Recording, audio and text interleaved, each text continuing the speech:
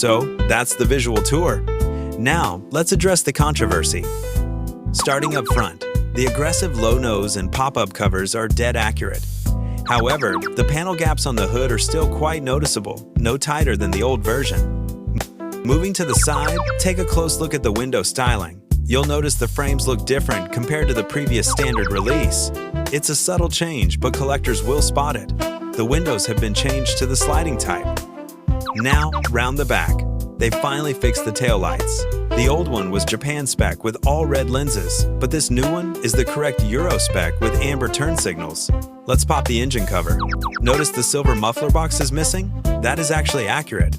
The old model was the later version with a catalytic converter.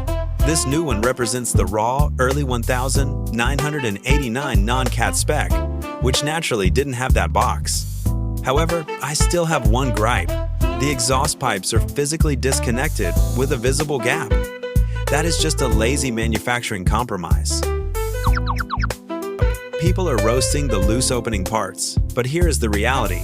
In 1:64 scale, I would rather have loose but flat than tight but crooked.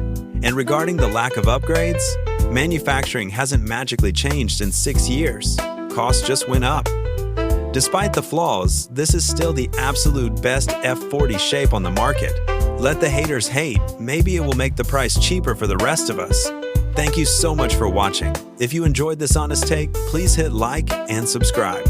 And finally, if you want to add this model to your collection, check it out at our website, Weye Model Cars. See you in the next video.